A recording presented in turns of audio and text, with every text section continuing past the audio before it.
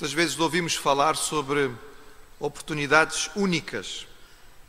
Não somente são aquelas oportunidades que só aparecem uma vez na vida, mas ouvimos dizer que elas têm que ser aproveitadas independentemente de qualquer questão. Não interessa. Se é uma oportunidade extraordinária, ela não pode ser perdida. Pode ser que você nunca mais tenha outra igual, então aproveite.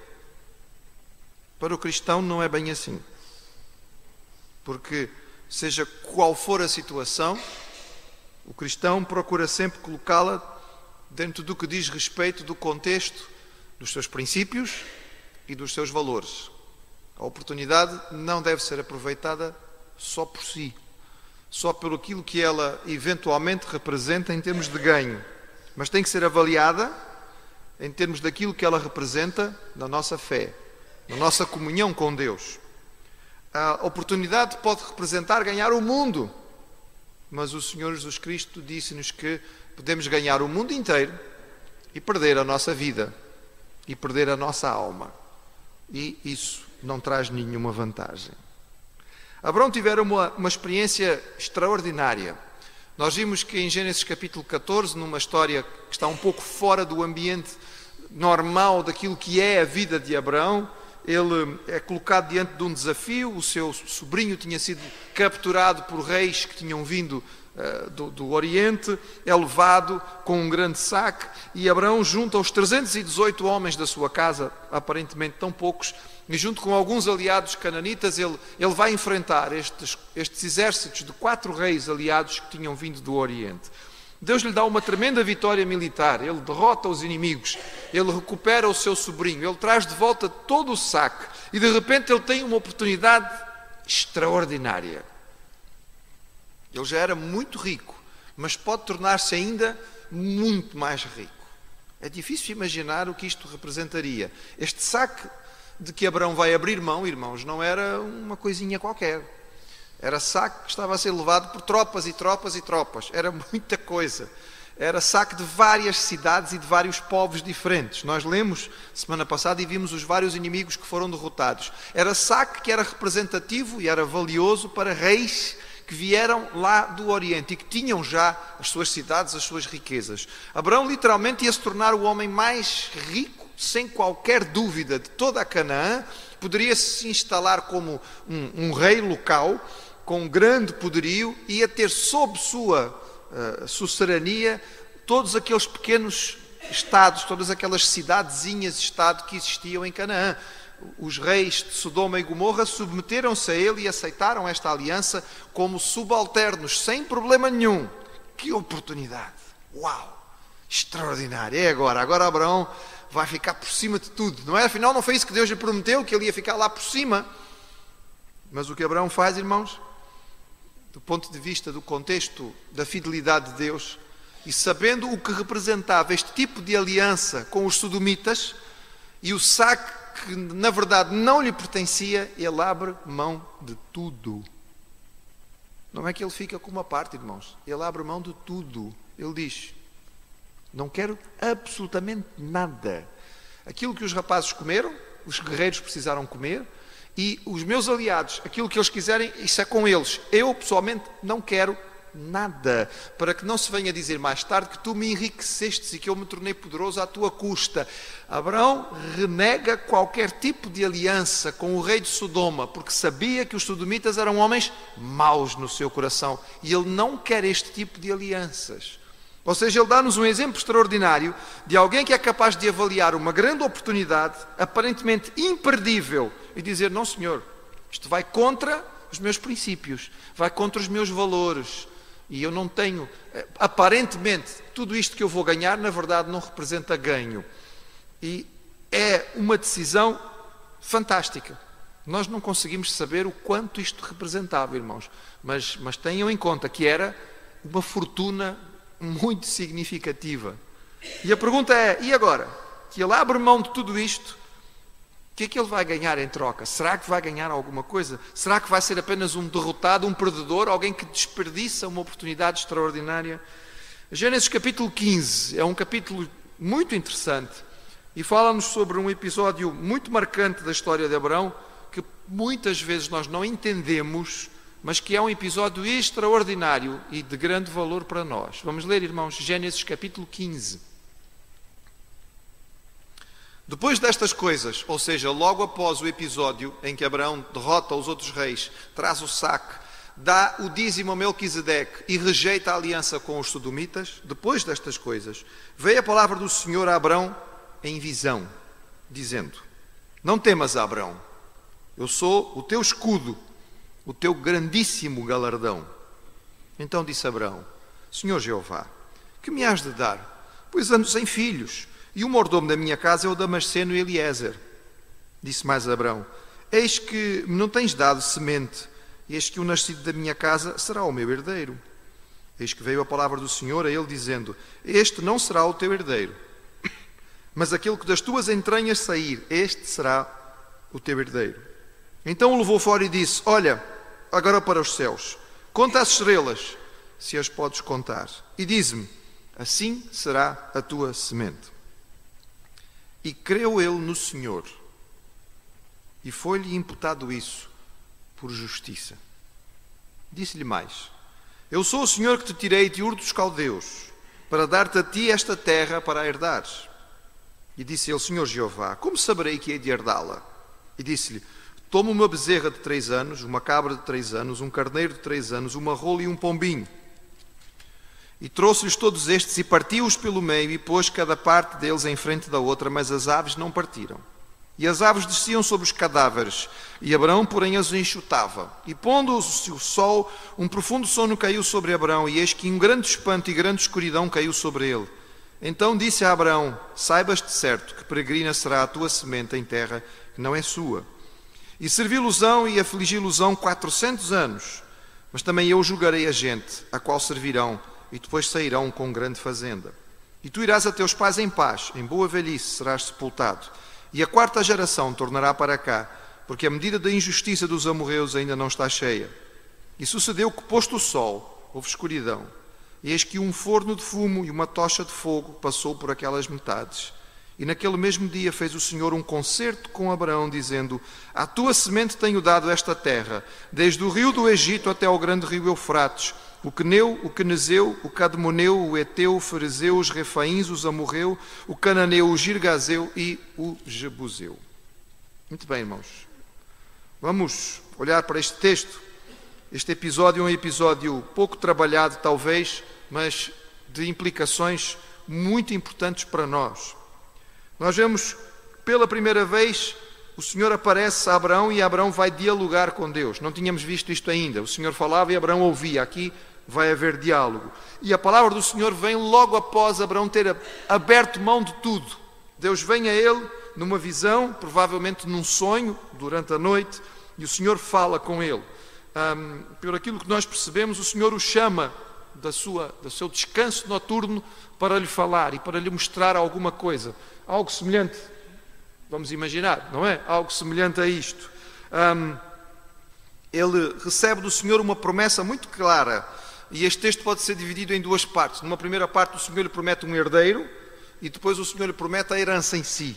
E Deus lhe diz, ao dialogar com ele: eu sou o teu escudo, ou seja, eu sou a tua proteção, e eu sou a tua herança, eu sou o teu galardão.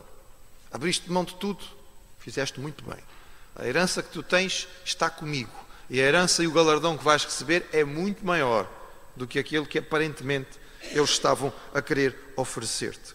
Então, ao dialogar, o Senhor promete-lhe, diz-lhe que será tudo isto. E Abraão, pela primeira vez, fala com o Senhor. E o seu discurso é um discurso coerente. Ou seja, Senhor, olha, o Senhor prometeu-me tudo isto, eu sei, mas eu não tenho herdeiro. Eu não tenho herdeiro. O versículo 2, ele diz assim: que me has de dar, pois ando sem filhos. Esta expressão poderia ser traduzida da forma mais pura no seu original, seria: eu estou caminhando para o fim da minha vida sem ter filhos. Eu estou a chegar ao fim da vida sem ter filhos. Ele ainda ia viver um bocado de tempo, mas pronto, estava já, não é? Já não estava muito longe dos 100 anos, portanto ele continua achando que está a ficar velho e portanto ele está com 80 e alguma coisa, ele acha que já o fim da vida se aproxima e portanto e não tem filhos, portanto não vai haver nenhuma solução. E ele dá uma sugestão ao Senhor: olha, pronto, vou ter que adotar o servo mais valioso da minha casa, Eliezer, que é o Damasceno, o meu mordomo, ele é que vai ser o meu herdeiro. Isto é algo que Abraão cita, era uma prática comum no seu tempo, principalmente na sua região, na Mesopotâmia, de onde ele vinha. Nós temos outros registros da época que dizem que isto era uma prática comum. Quando não havia herdeiros próprios, escolhia-se alguém de valor a quem se passar a sua herança. Esta prática era usada por muitos povos antigos. Muito tempo depois disto, nós vamos ver que ainda no Império Romano, alguns imperadores romanos fizeram isto, não tendo herdeiros diretos, escolheram alguém que acharam dignos, e Abraão escolheria Eliezer, que era o seu mordomo. Vamos ler mais na frente que Eliezer, afinal, era um homem digno, que tinha aprendido a respeitar o Senhor e a amar ao Senhor, tinha aprendido a orar e a confiar em Deus, mas não é ele que o Senhor quer que seja o herdeiro. Deus diz claramente que isto não vai ser assim. E Deus o chama para uma visão simples, que é esta: olha para o céu, conta as estrelas. Eu não sei se os irmãos já fizeram isto. Eu acho que quase toda a gente já fez, não é? Pelo menos quando somos crianças, todos nós já tivemos o desejo de contar as estrelas. Eu lembro que eu era pequenino e tentei contar. Depois comecei a perceber que estava a perder o rumo e não sabia muito bem se estava a contar as estrelas que já tinha contado. Então eu arranjei um acetato transparente, dividi o acetato em quadradinhos e pus-me a olhar pelo acetato com os quadradinhos, porque assim eu podia contar e ir separando os quadrados. Enfim, mente esquemática e organizada gosta de fazer estas coisas. Mas eu desisti de chegar a meio, irmãos, simplesmente não dava, porque depois pus-me a perceber que afinal havia uma parte do céu que eu não estava a ver. Isso não vale a pena, não consigo chegar lá. Enfim, coisas de criança. Evidentemente que o Senhor está apenas a usar uma hipérbole, ou seja, conta as estrelas, consegues? Não consigo, pronto. Também não vais conseguir contar a tua descendência. É só pensarmos de lá até aqui, irmãos, quantos judeus já viveram no mundo e, portanto, temos aí muitos milhões que, no entretanto, se seguiram. Será interessante nós lembrarmos que Abraão vem de uma terra e de um povo que é adorador dos astros. Lembram-se?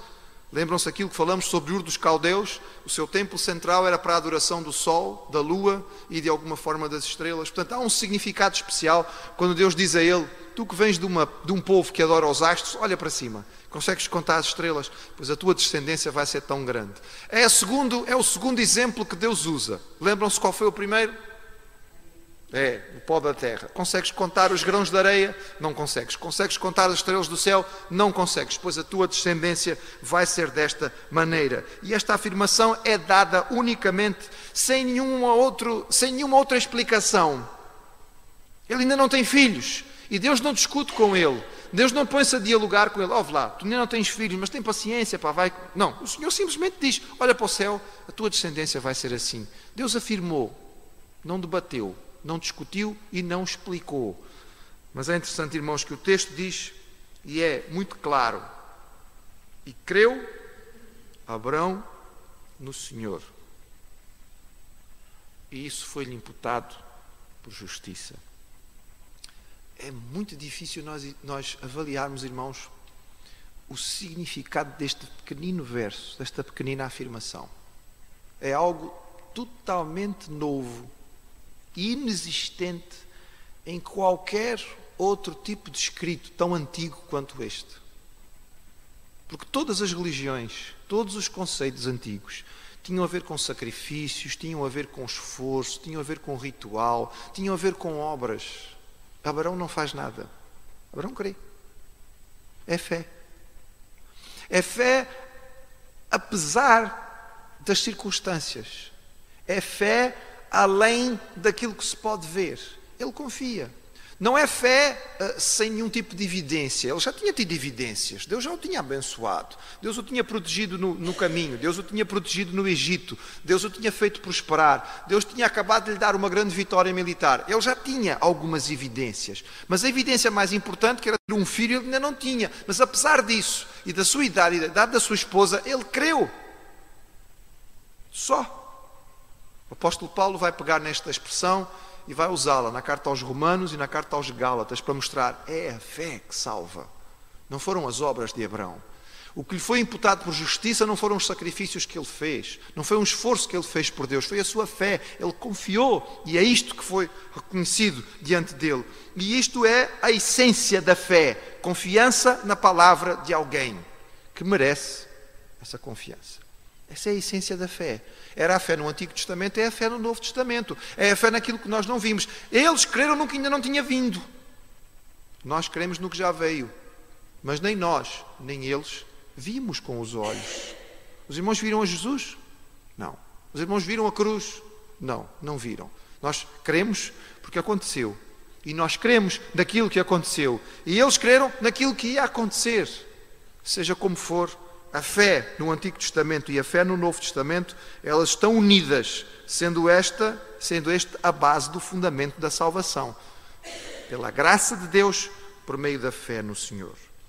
O momento seguinte, que provavelmente acontece no outro dia, nós temos o primeiro momento deste capítulo, à noite, não dá para ver as estrelas sem ser à noite, Deus o chama numa visão noturna, Deus o chama para ver as estrelas, e no dia seguinte o Senhor vai confirmar, e vai confirmar através de um ato, do estabelecimento de uma aliança ritual. Esta aliança ritual aqui descrita com o sacrifício de animais, como é feita aqui, é descrita em outros textos antigos, tanto da Mesopotâmia, portanto da região oriental, de onde Abraão tinha vindo, quanto mesmo da Grécia. Este hábito de pegar os animais, parti-los ao meio, fazer como que 2 altares, ou os animais vão ser queimados separadamente, com um espaço entre eles, não é? Fazendo como uma espécie de corredor entre o sacrifício, era uma prática relativamente conhecida. Era preciso sangue para firmar a aliança. Isto era muito importante. A morte e o sangue faziam com que o pacto feito nestas circunstâncias fosse um pacto inquebrável. O sacrifício dos animais trazia este significado ao pacto, a esta aliança. É uma aliança que só a morte pode partir. Portanto, serei fiel a ti até à morte. Os irmãos já ouviram isso em algum lugar? Pois, de vez em quando nós também fazemos esse tipo de aliança. Este tipo de aliança era usada, a expressão exatamente, cortar uma aliança. Vamos cortar uma aliança. Nós não usamos esta expressão, não é? Mas era usada naquele tempo. Vamos cortar uma aliança porque era exatamente isto que se fazia. Pegava-se nos animais e cortava-se. E por isso era cortar uma aliança. E os irmãos têm aí que Deus manda trazer uma bezerra, uma cabra, um carneiro, uma rola e um pombinho. Todos os animais considerados puros para o sacrifício. Um de cada é usado para isto. O que dá um peso ainda maior. Era como se tudo o que se pode sacrificar vai ser sacrificado aqui e vai ser usado neste ritual. Ou seja, é um ritual importante, um ritual de grande significado e um ritual com um envolvimento enorme. Não é apenas um animal, mas todos os tipos diferentes que são usados para o sacrifício são trazidos para esta situação. E é muito interessante, não sei se os irmãos repararam a expressão que Deus usa no verso 7. Eu sou o Senhor que te tirei. Deus usa essa expressão várias vezes.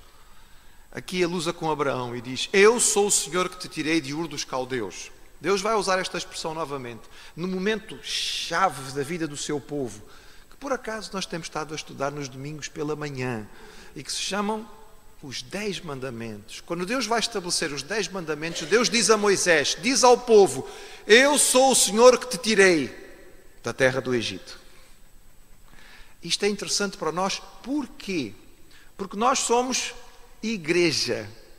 E a palavra igreja que nós usamos é uma palavra derivada do grego eclesia e do hebraico kahal, que significa exatamente os que foram chamados para fora. É isto que significa igreja, irmãos.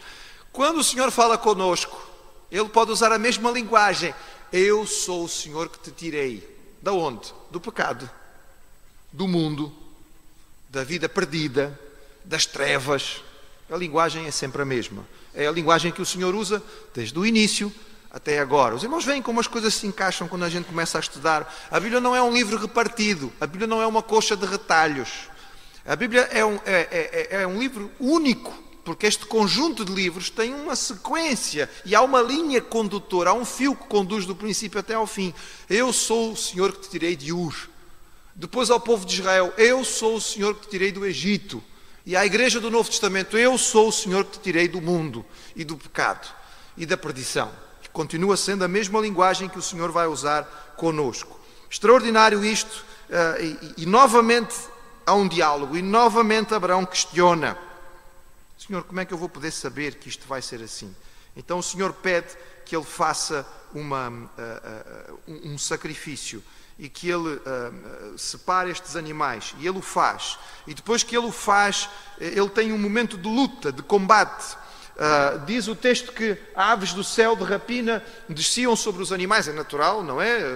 Os irmãos já viveram, se alguns irmãos aqui já viveram onde há aves de rapina, sabem como é que é. Basta um animal morrer e a gente, não é? Quando se vê, aliás, à distância, a gente já sabe, tem ali alguma coisa morta, não é? Fácil de perceber. Na nossa experiência da Guiné era fácil perceber onde estava o talho da época, porque o talho não tinha um local fixo, mudava de sítio na cidade, mas era sempre fácil saber onde é que estava o talho. Era por baixo da árvore onde os abutres tinham-se reunido, não é? Porque ali havia um animal morto, era fácil de perceber. E este episódio é simbólico, profundamente simbólico. Estas aves que descem sobre o sacrifício e que ele tem que enxutar e cansar-se a impedir que elas venham, porque eles são ousados, os abutres, eles querem e vêm em quantidade. E, portanto, deu muito trabalho a Abraão. Simbolizavam as nações estrangeiras, que iriam tentar tirar a bênção do povo de Israel, que teriam tentar evitar. O sacrifício diz respeito à herança. Deus faz este acordo com Abraão para dizer: esta terra vai ser tua.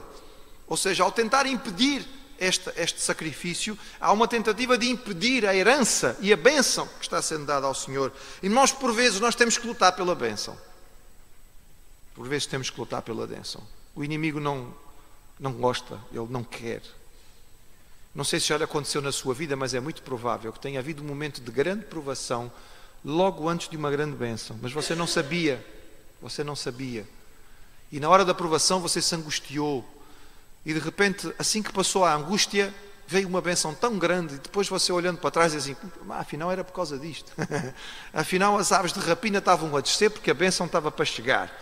E à medida que vamos aprendendo isto, irmão, vamos ficando mais atentos. E às vezes quando vemos as aves já sabemos: espera aí, tenho que ficar firme, porque a bênção deve estar na esquina. Eu ainda não vejo, mas deve estar a chegar.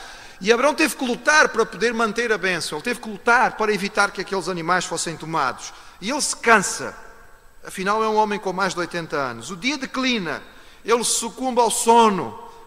O sono aqui é um sono significativo. É um sono que prepara não somente a visão, mas a chegada de algo especial. A mesma expressão que diz aqui, que ele caiu em sono profundo, um profundo sono caiu, é a mesma expressão usada com Adão, lá no jardim, quando diz que Deus colocou Adão sob um profundo sono. É quase uma anestesia, para poder tirar a costela de onde ele fazia Eva, não é?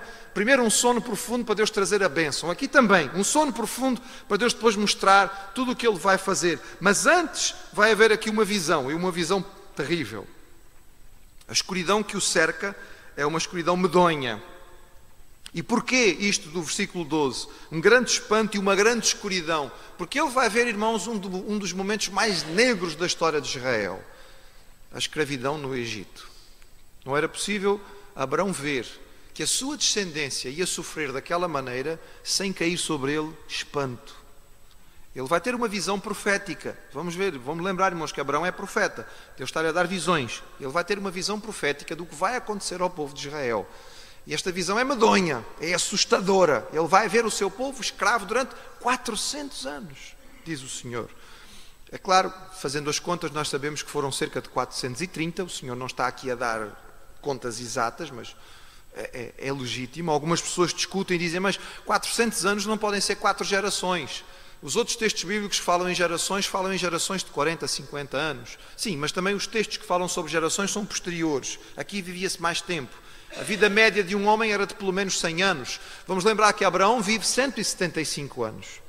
E mesmo Moisés, passado muito tempo, porque Moisés vai viver 500 anos depois, ainda vive 120. Portanto, 400 anos, 4 gerações, não é assim tão distante assim e tão difícil de nós percebermos. O que o Senhor está dizendo aqui, o que o Senhor está salientando aqui, e o que é importante para nós é: Deus vai dar aquela terra, mas a terra que Deus vai dar a Israel é uma terra que neste momento pertence a outros povos. Estes povos vão ter que ser expulsos para Israel ficar na terra, mas isso não vai acontecer sem justiça. É por isso que ainda vai passar tanto tempo. Porque o Senhor deixa claro que a medida do pecado dos cananitas ainda não tinha chegado ao topo. É como se o Senhor tivesse uma medida de pecado, não é? Vai enchendo, vai enchendo, vai enchendo, e o Senhor vai aguentando, tendo paciência, transbordou, pronto, agora aqui chega, agora aqui é a hora do castigo. Ainda não tinha chegado, o Senhor ainda estava a ter alguma paciência, ainda estava a exercer, e nós vamos ver, exercer juízo sobre pequenos locais da região, mas sobre os cananitas como um todo ainda não. Mas os cananitas tiveram oportunidade, irmãos.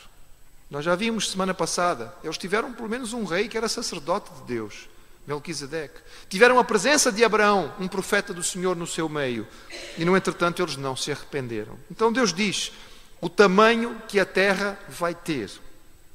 Vejam, irmãos, isto é o mapa da extensão máxima da terra do povo que Israel conseguiu ter durante o império, digamos assim, de Davi e Salomão. Foi um bom bocado de terra, não é?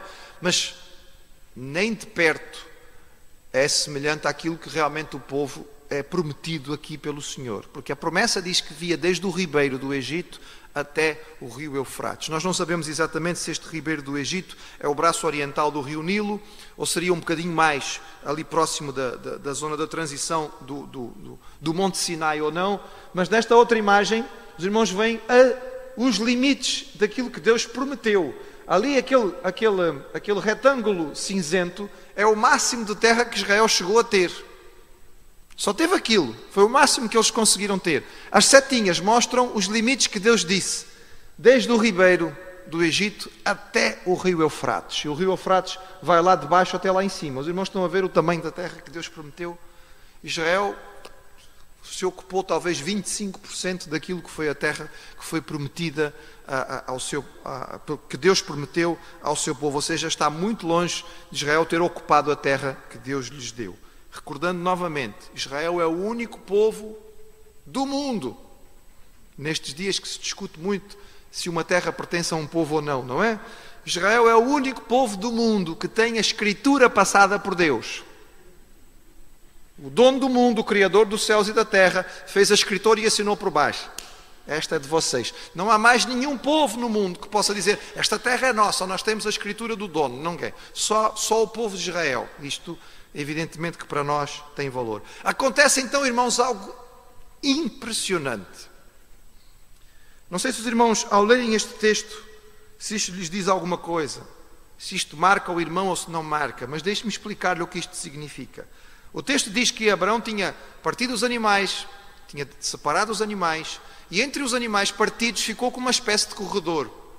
Isto era uma prática comum, era um tipo de aliança que se fazia frequentemente entre os povos antigos. Normalmente se fazia numa aliança muito séria entre um senhor poderoso e alguém que era menos forte.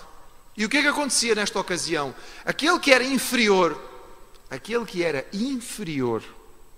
e que, portanto, precisava fazer a aliança com mais ênfase, porque era quem tinha a vantagem maior, fazia o quê?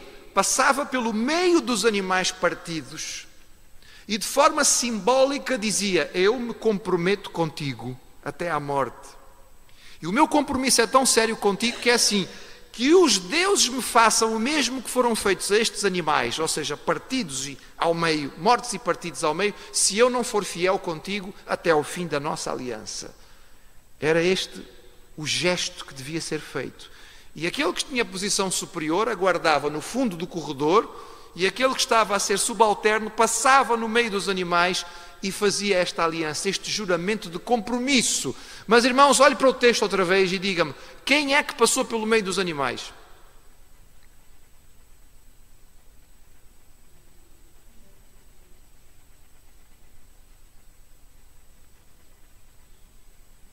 Quem passa pelo meio dos animais é o fogo simbólico da presença do Senhor. Ou seja, Deus toma a posição de parte inferior nesta aliança. E isto é, mais uma vez, algo tão extraordinário que é difícil de nós entendermos. Deus se coloca não como o Senhor que tem todo o direito de exigir de Abraão, mas aquele que se coloca na parte de que está por baixo e faz a promessa profunda a Abraão. Irmão, olhe para o texto e diga-me uma coisa: o que é que Deus exige de Abraão neste texto? Exige alguma coisa?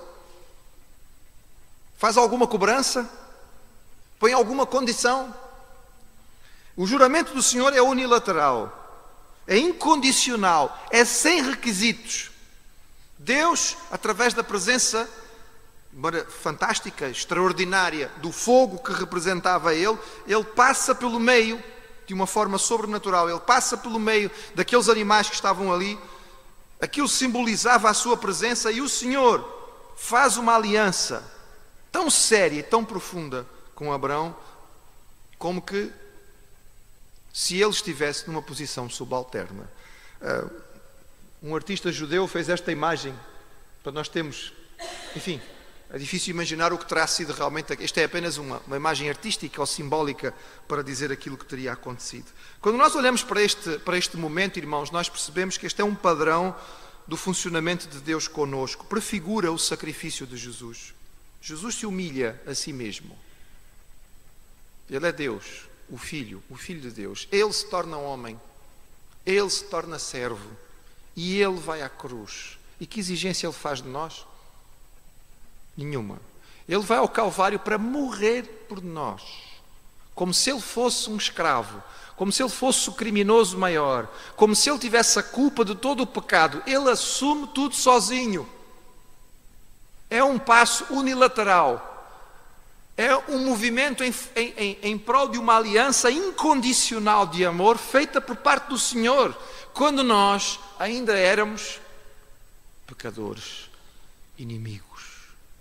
O apóstolo Paulo vai dizer isto muito bem quando ele escreve aos Romanos, e Deus prova o seu amor para conosco, em que Cristo morreu por nós, sendo nós ainda pecadores. Assim como Deus neste momento com Abraão faz algo impensável. Era Abraão que tinha que se sujeitar, era Abraão que tinha que se submeter, era Abraão que tinha que passar ali e dizer: Senhor, eu não valho nada absolutamente, mas olha, eu faço um juramento que vou ser fiel a Ti até ao fim. É o Senhor que toma o passo, é o Senhor que toma a iniciativa, é Deus que faz a aliança com Abraão e promete-lhe: eu vou ser fiel contigo até ao fim. E quantas vezes vamos encontrar depois no Antigo Testamento o Senhor dizendo: eu sou o Deus de Abraão, que sou fiel à minha palavra e não falho, e aquilo que eu disse eu vou cumprir. E neste momento nós percebemos o conceito de graça. Graça é bem, é favor, é dádiva, é dom, é prenda imerecida, apenas recebida pela fé. A promessa é feita de uma forma verbal, até aqui tinha sido sempre de modo imperfeito. E aqui no versículo 18, mesmo em português, os irmãos conseguem perceber que há uma diferença. Não diz: à tua semente darei, mas diz: à tua semente dei. Na minha versão diz assim: à tua semente tenho dado. Ou seja, muda, no original, muda o tempo verbal, a forma verbal, e passa a ser o verbo na forma perfeita, que significa que se trata de uma promessa que já está cumprida. Não há qualquer dúvida. O Senhor deu e disse: olha, eu dei, está dada, não há que discutir, não se põe em causa se vai acontecer ou não. É a minha palavra e há a garantia absoluta e completa. Então, irmãos, nós chegamos ao fim deste capítulo. Eu peço aos irmãos para recordarem como é que ele começa. Começa com Abraão abrindo mão. Começa com Abraão perdendo, pensamos nós, na nossa mente humana. E olhamos e dizemos assim: ó Abraão, que grande parvo, anda tolice, então tu podias ter sido tornado, tu tinhas ganho Euromilhões, homem, de uma vez só, passavas a ser o dono da carne seca, toda a gente ficava submissa a ti, fazias uma aliança de superioridade com todos os reis cananitas, e abres mão de tudo, tu és louco. E no momento seguinte, o Deus Supremo, Soberano, Criador dos céus e da terra, o Senhor de todas as coisas, faz um pacto incondicional com Abraão e diz: eu vou dar à tua descendência toda esta terra. Eles acham que tu perdeste alguma coisa? Então olha, tudo isto que está aqui é tudo teu, mas não é só isto que estás a ver, não. É lá do Egito até o Eufrates, é tudo. Eu tenho dado à tua descendência. Irmãos, é a fidelidade do Senhor.